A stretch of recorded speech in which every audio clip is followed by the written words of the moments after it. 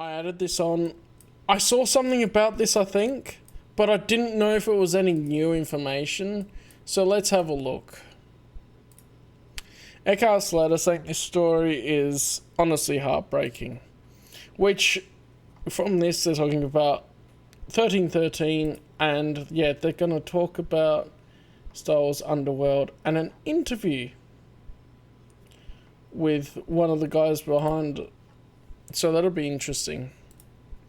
So on to actual Star Wars people. We just got some new information about the Star Wars series, which never was. All that and more discussed on today's video. Yeah, that's noisy for you guys. Hey guys, this is Justin. Hello and welcome to another video. So if you're like me, you're probably familiar with Rick McCallum, not only because of the important role he played in creating the Star Wars prequels, but because he was in so many documentaries, whether for the special edition or whatever else, and before YouTube and shows like the Clone Wars. If you were a Star Wars fan with a VHS player, or if you were lucky an early DVD player, your options were limited. Rick, who's now left Lucasfilm, of course, was a major cog in Star Wars during the 90s and 2000s, and he recently gave an interview on the Young Indie Chroniclers podcast. First of all, I didn't know the podcast existed before this week, but it's a cool idea. For those who don't know, the Young Indiana Jones Chronicles was an Indiana Jones show in the early 90s. The podcast. Yeah, Rick McCallum did a lot. Obviously is looking at the show in great detail. Rick McCallum first started working with George Lucas on Young Indiana Jones Chronicles, then moved on to other projects including Star Wars. The podcast is mostly devoted to the aforementioned show. However, towards the end, Rick McCallum also talks about Star Wars Underworld. First of all, I highly recommend listening to the entire episode. It's a fun look at just a pretty neat era of Lucasfilm in general, but while the podcast has posted bits about Star Wars Underworld on their YouTube channel, the entire discussion is over 15 minutes long. Again, full credit to the podcast, I'll link to it down below, but what did we learn? Well, as a bit of background, Star Wars Underworld... We could have a listen to and do that. That'd be a fun way to... extra thing to do, for sure. Lucas's idea for a live-action Star Wars TV show. As the title suggests, it would have been set in the heart of the Coruscant underworld and would have had a much darker tone than most of what Star Wars had been up to that point. It was set between episodes 3 and 4, and while it wasn't supposed to be about any of the main characters of the universe, they may have appeared. Rick discusses this in the podcast. This makes me sound like they were going to do something like they did the Dark Times comics then, where they weren't going to follow the main characters, but they could appear in things, which is what they did in a bunch of the comics. But then they also could have picked some time frames there that could have been different to the comics and what was previously there in the EU. But arguably, Star Wars Underworld's most defining feature is its ambition. George Lucas wanted to go big, he wanted to make essentially mini movies in a television format, and that was partially why the show never got off the ground. So what did we learn in this podcast? What did Rick have to share with us and the podcasters over at the Young Indie Chroniclers? Well, a lot of interesting information, including how the show failed to launch and how things, if they'd went slightly differently, could have completely changed the trajectory of Star Wars, not just in universe, but as a brand. So Rick explains that Star Wars Underworld was actually fairly far in development. They had scripts. He says 60. I don't know if he means exactly 60 or around 60. Yeah, we have known from before that they had a heap of scripts written, that not all of them would have made it into episodes, but they got people to write a bunch of scripts for them. Either way, they were complete, they were supposed to be extremely dark, and they would have, according to him, put the universe on its head. They had scripts, they had a showrunner, they had ideas. He says when looking at the show, it would have cost about $40 million an episode to produce, which is wild. That's crazy how much that would cost.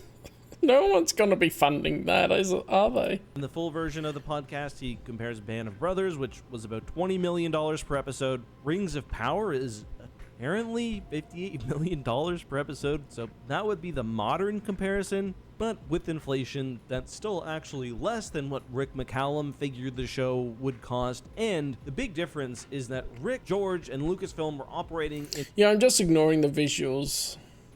What has it got? Yeah, I know. Like, surely they could come up with a cheaper way to make these things. In a much different world. George is and was rich, but he wasn't rich enough to bankroll that show on his own. So, as Rick explains, they were looking for partners. And I feel like George gets really excited, gets maybe even fixated on things, and in order to get Star Wars Underworld done, Rick explains that they were going to throw in whatever necessary, including future Star Wars movies. Basically, you bankroll my incredibly expensive series, and I'll make you a Star Wars movie. And the partner Lucas seemed most likely to work with is the one fans are always asking for, HBO. However, what some would call a HBO, yeah. Okay. twist of fate ended up preventing... Yeah, George has always been trying to make things in-house and trying to make the technology for things and push things. So it could be expensive, the process of getting to that point, but at the same time, he's already got things set up and he's already made things easier, and now the technology's a lot better than it was at the time they were doing this. There's a bit of a, like, he has to curve his expectations. Oh yeah, don't mean... They're okay, those games, yeah. But they lose me on the story parts. The partnership. Rick explains that the night before HBO and Lucas were set to meet to discuss a potential partnership on the show... I mean, you're still looking at... Rings of Power was the most expensive TV show ever made, right? And you're looking at more than that, adjusting for inflation. So it would be expensive for a TV show for a company like HBO, WB, Fox, ABC, whatever. And they would go, is this worth the partnership? Is this worth putting the money into? Their contact at HBO ended up being caught up in some sort of scandal. I hadn't heard of this, which isn't surprising. I mean, I was a teenager at the time, but yeah, in May of 2007, Chris Albrecht, who was an executive at HBO, largely responsible for The Sopranos, Sex and the City, and other major hits of that era, was arrested in Las Vegas on suspicion of assaulting his girlfriend. It's really interesting to think about the potential alternate universe here of if this meeting goes through and Star Wars works with HBO. I'm going to just read a bit of an article from the LA Times about Chris's arrest. The firing casts a pall over the cable channel, which makes about $1.2 billion a year and is one of the most profitable units of Time Warner Inc. So I only really heard of HBO after Game of Thrones came out, honestly.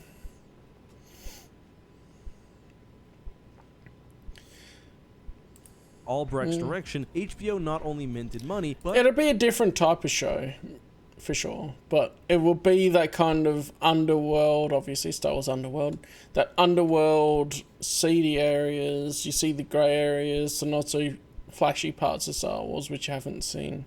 Yeah, in terms of recognition, I guess people would probably recognise it even more if it had come out. Like, when you say but better, it's like, yeah, and more people would know about it.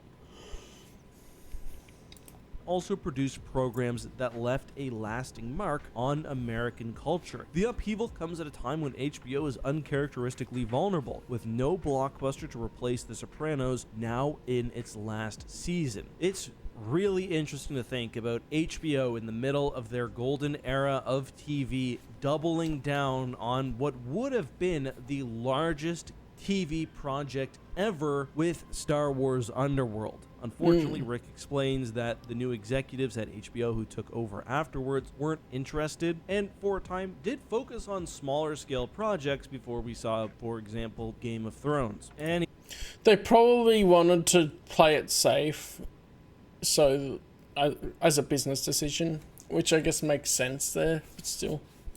Anyway, what else did we learn? Well, Rick still has the scripts. Technically, Disney owns them. There's no chance they'll be ever made into anything. He says they're too dark, which may be true. I suspect some elements may have been incorporated into other Disney shows, but it's also pretty clear that it just is not in line with their current programming. Not from a tonal perspective, just the way they make shows. It sucks because it still sort of feels like we haven't had a true live-action Star Wars show, and Star Wars Underworld would have been that. Longer seasons, a show that understands what... That's the same... Well, they didn't even have to put on them... It's a money bank. Anything from George Lucas would have been a money bank. Star Wars 1313, even when Disney took over, would have made bank if they'd released it. They were virtually done. Like, come on. What a show is in terms of structure. But I mean, what would it have been about? That's the question. George Lucas really loved bounty hunters. There would have been bounty hunters in this. Boba Fett almost certainly would have been featured. However, back in 2016, Cory Barlog, who was the creative director of the God of War reboot, gave us some interesting tidbits. He worked at Lucasfilm and said he was allowed to go to the ranch and read the scripts for the canceled Star Wars TV show. He said, and I quote, "It was the most mind-blowing thing I'd ever experienced. I cared about the Emperor. They made the Emperor a sympathetic figure who was wronged by this heartless woman. She's this hardcore gangster, and she just Oh yeah, I remember hearing about this.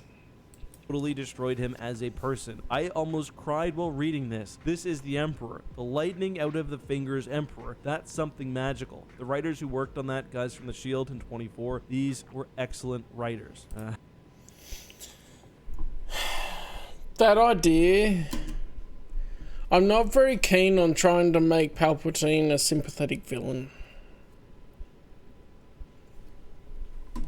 It seems like they were going with a completely different take on that part of it. But you also have no idea if that script would have ever made it to the final product, or if it would have been cut. Because you have 60 scripts, and you're going to have what? Nowadays you have 8 episodes for one season. You would have 1 script per episode. Maybe you'd have 12. If they were all like hour-long episodes, they were that in much of a storyline together.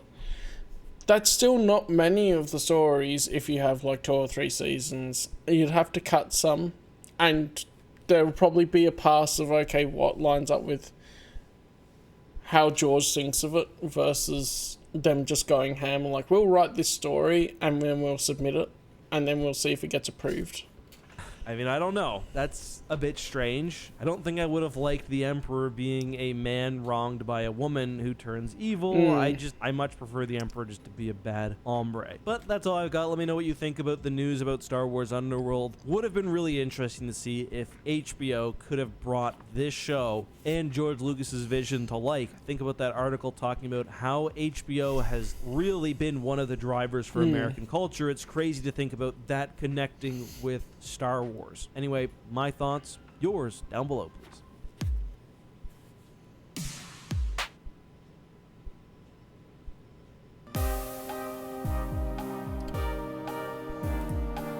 Palpatine was a hero to the end of the night.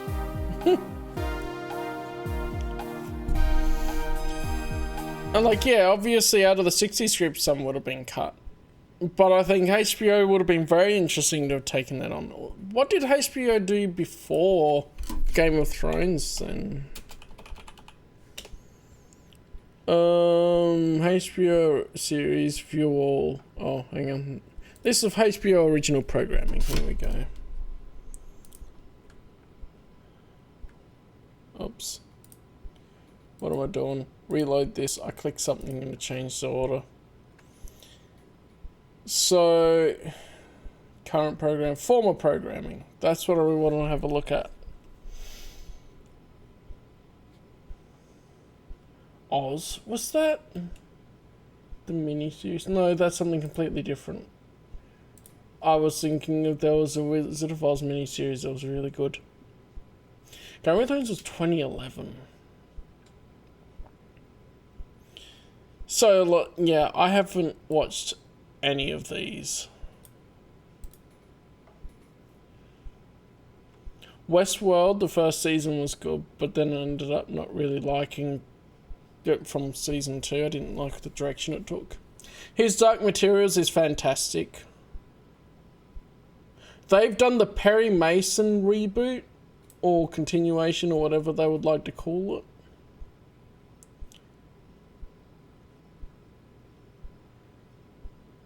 That was an old one we were talking about in Discord before. Yeah, Game of Thrones obviously was very popular. They did a really good job with it. I haven't really watched many others. The current programming, Euphoria, I didn't like. Dune Prophecy, oh, huh. I haven't seen it, but it could be sort of interesting depending. I don't care about House of the Dragon. I don't care enough about Last of Us to watch the TV show. Not after Last of Us Part 2 anyway. The others I don't really know. Euphoria, I tried watching one episode because everyone said a lot about it. And I was like, this is so bad. I'm so bored by this. This is dumb. So, yeah. But it's interesting, like, that with what they were going to do with it, like, they would have had a best-selling series from Star Wars Underworld, for sure. I need to... Young Indie Chronicles. Save this. This one. Right here. Okay. I'll keep that in mind.